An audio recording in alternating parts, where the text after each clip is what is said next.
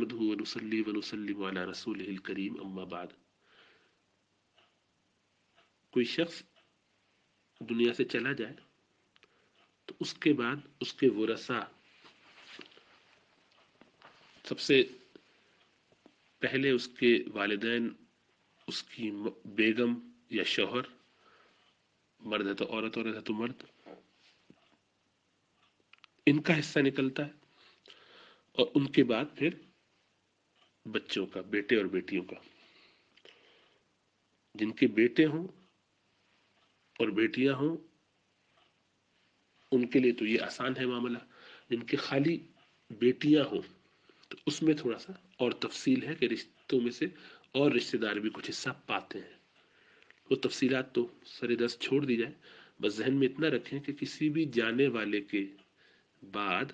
اس کے پیچھے وراثت کی تقسیم میں سب سے پہلے اس کے ذوی الفروض آتے ہیں، جن کے حصے قرآن نے متعین کر دیے ہیں. اس میں سب سے پہلے ماں باپ کا چھٹا حصہ دونوں کو الگ الگ ملتا ہے، پھر زوج کا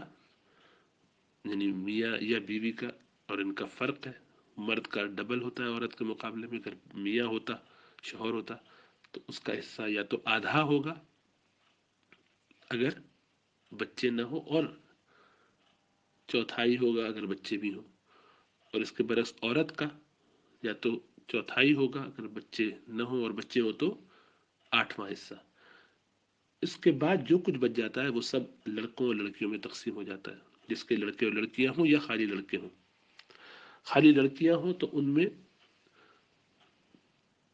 2/3 بچتا ہے، باقی جو دوبارہ کچھ اور رشتہ داروں میں تقسیم ہوتا ہے اس کی الگ تفصیل ہے، وہ فی الحال ہم چھوڑ دیتے ہیں.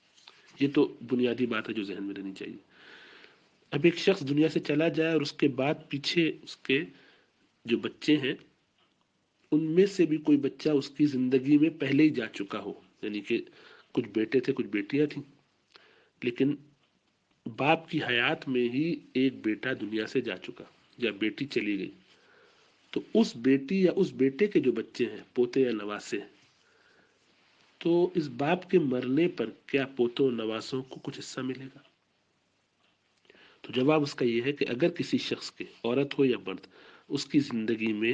اس کے بچوں میں سے کوئی دنیا سے چلا جائے اور اس کے پوتے اور نواسے موجود ہوں تو ان کا میراث میں کوئی حصہ نہیں ہے.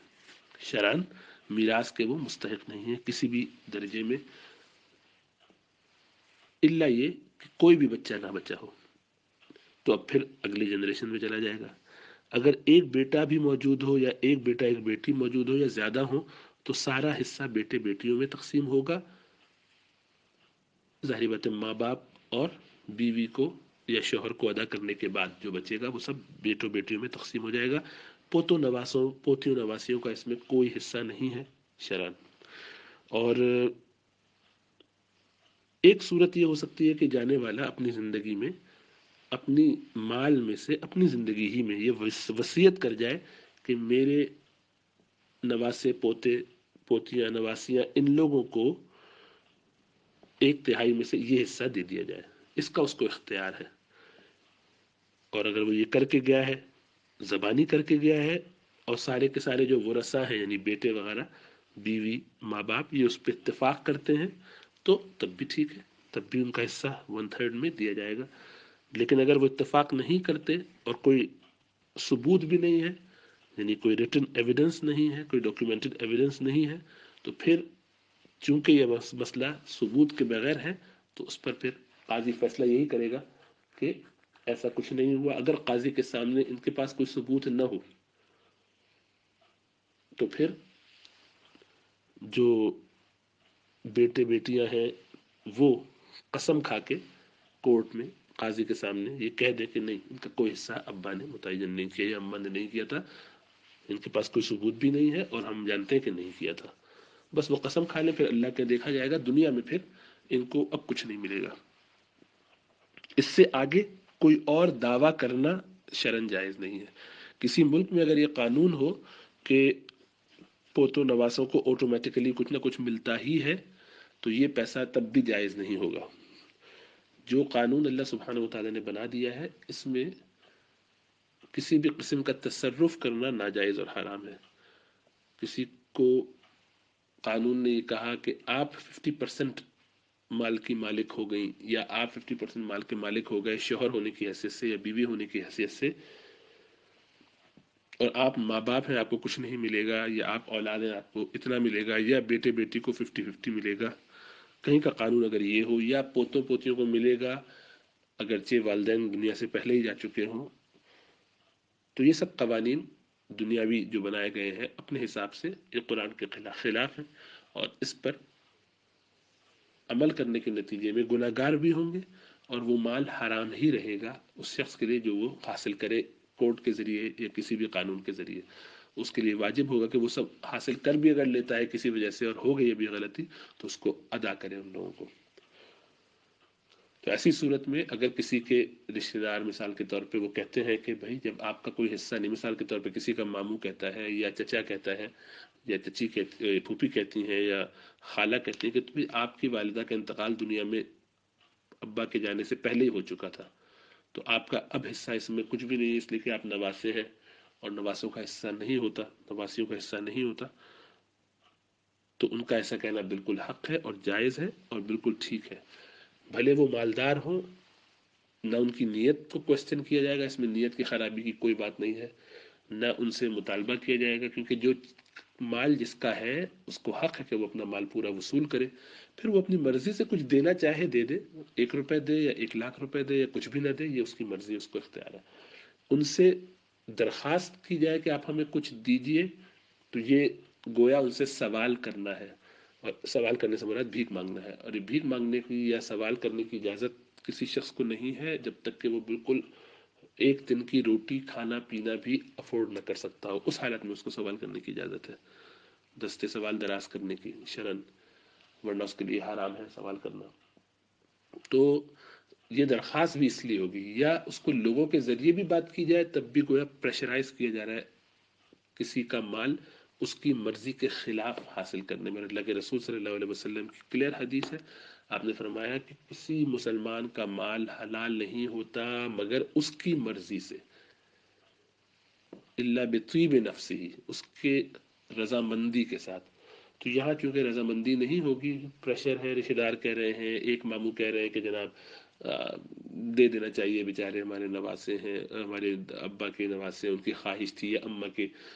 پوتے ہیں، یا ہمارے بھائی کے بیٹے ہیں بیٹیاں ہیں، بہن کی بیٹی بیٹی ہیں، جو بھی رشتہ داری ان سے ہے، اور وہ اس پہ اپنا ایک اچھا جذبہ ظاہر کر کے ان کی مدد کرنا چاہ رہے ہیں۔ اسی طریقے سے لیکن دوسرے بھائی بہن کہتے کہ جب ان کا حق نہیں تو ہم کیوں دیں ان کو، تو اس میں یہاں پر وراثت کے اندر اس طرح کی بات نہیں چلتی کہ کوئی ایموشنل بات نہیں چلتی کہ کوئی مستحق ہے یا ضرورت مند ہے، نہیں، یہ ان کا کام ہے، جب ان کو تقسیم ہو جائے ان کا حصہ، اس میں سے وہ اپنی مرضی سے یا پہلے ہی اپنی مرضی سے سارے لوگ کوئی 100% اتفاق کے ساتھ دینا چاہیں تو دے سکتے ہیں، لیکن یہ پسندیدہ نہیں ہے۔ اصل کام یہی ہے کہ اس کو شریعت کے مطابق تقسیم ہونا چاہیے، اور اس کے بعد کوئی ماموں جو بہت زیادہ محبت کرنے والے ہیں، تعلق رکھتے ہیں، وہ چاہتے ہیں آپ کا حصہ، ان سے کہیں کہ آپ اپنے حصے میں سے کچھ دینا چاہیں تو دے دیجیے گا، بعد میں اپنی مرضی سے دینا چاہیں تو بہت اچھا، لیکن ہوتا یہ ہے کہ اپنا حصہ لینے کے بعد کوئی پوچھتا بھی نہیں کسی کو، تو یہ سب باتیں شریعت کے خلاف ہوں گی، تو بالکل ایسا نہیں کرنا چاہیے، نہ کورٹ میں جانا چاہیے ایسی صورتوں میں، نہ اپنا حق کا بلا وجہ مطالبہ کرنا چاہیے، جو آپ کا حق ہے ہی نہیں اس کا مطالبہ کرنا، یہ کسی کے اور کے مال میں غصب ہے اور ناجائز ہے۔ سوال ان سے پولائٹلی کرنا یہ بھی سوال ہے، اور سوال کرنا کھاتے پیتے ایسے شخص کو کہ جس کے پاس ایک دن کا نہیں مہینے اور سال بھر کا بھی کھانا موجود ہو، اس کے لیے سوال کرنا، کھانے کے لیے پوچھنا جائز نہیں ہے۔ اور اس کے علاوہ بھی کوئی صورت یعنی ان کو کسی اور ذریعے سے انفلوئنس کرنا یا پرسویٹ کرنا کہ وہ کسی وجہ سے یہ سوچ کے کہ چلو بھائی ہماری بہن کے بچے ہیں، بھائی کے بچے ہیں، خیال کرنا چاہیے، نہیں، یہ سب چیزیں بالکل غیر مناسب ہیں۔ وہ اپنے دل سے اپنی مرضی سے اپنی خواہش کے مطابق ادا کرتے ہیں تو بہت اچھا ہے، ورنہ یہ شرعاً جائز نہیں ہے۔ کسی کے مال میں تصرف کرنے کا دوسرے شخص کو اختیار نہیں ہے، نہ ایموشنلی نہ ویسے، اس لیے کہ یہ سیناریو ایسا ہوتا ہے، کبھی بظاہر ایسا لگتا ہے، کیونکہ یہ سوال ہوگا کہ وہ بیچارے اگر چھوٹے چھوٹے پوتے نواسے رہ گئے ہیں اور ان کا کیا ہوگا، ان کی ذمہ داری پھر ان کے ولی ہونے کی حیثیت سے ان کے بڑوں کی ہے، اور اگر یہ انڈیپینڈنٹ ہے تو اپنی محنت کر کے اپنے نصیب سے اپنی انشاءاللہ تعالیٰ اپنی زندگیاں بنائیں گے، آگے اللہ کے لیے راستے کھولیں گے. یہی تو کل ایک صورت نہیں ہے دنیا میں رہنے کی اور مال کمانے کی. یہ تو چونکہ ہمارے اندر یہ بات آ جاتی ہے کہ کچھ حصہ جب ایک بن سکتا ہے تو مل جائے، اور یہی نیت ہوتی ہے کہ اگر شریعت نے ہمارا حصہ رکھا ہے تو ٹھیک ہے، اور نہیں رکھا تو کوئی بات نہیں. اللہ زیادہ بہتر جانتے ہیں کہ ہمارے لیے کیا خیر ہے اور کیا خیر نہیں ہے. اس چیز کو ہم خیر سمجھ رہے ہیں، وہ کچھ عرصے چلتا ہے ختم ہو جاتا ہے. اس لیے ان معاملات میں بہت زیادہ پریشان ہوئے بغیر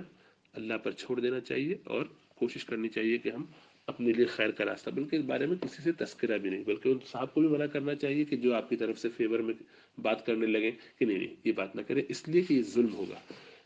جس کا مال ہے اس کے مال میں ایسا ہی ہے کہ آپ کی تنخواہ آئی اور تنخواہ ایک اچھا بونس اس کے ساتھ آپ کو ملا جو آپ کا حق تھا محنت کی وجہ سے، اور وہ آپ کے رشتے داروں میں سے دو چار لوگوں کو پتہ چل گیا اور سارے خاندان والے آ کے بیٹھ گئے کہ ہمیں بھی اس میں سے کچھ دو گے، تمہیں اچھی وراثت نہیں. یہ اس میں کوئی فقیر ہے، غریب ہے، مستحق ہے، اس کو تو دینا چاہیے اپنی طرف سے پیار محبت سے سب کی رضامندی کے ساتھ. لیکن جو مستحق نہیں ہے، مستحق سے مراد یہ کہ جو فقیر نہیں ہے بالکل، یعنی جس کو ایک دن کی روٹی بھی نہیں ملتی، کھانا نہیں ملتا، ایسا شخص سوال کر سکتا ہے. دوسرے لوگ کو اس پہ بالکل سوال نہیں کرنا چاہیے، اور سب معاملات اللہ پر چھوڑ کر سر تسلیم خم ہے جو اللہ سبحانہ و تعالیٰ کا حکم ہو اس کے آگے، اس ایٹیٹیوڈ سے چلنا چاہیے. اللہ ہمیں سمجھنے اور عمل کرنے والا بنائے.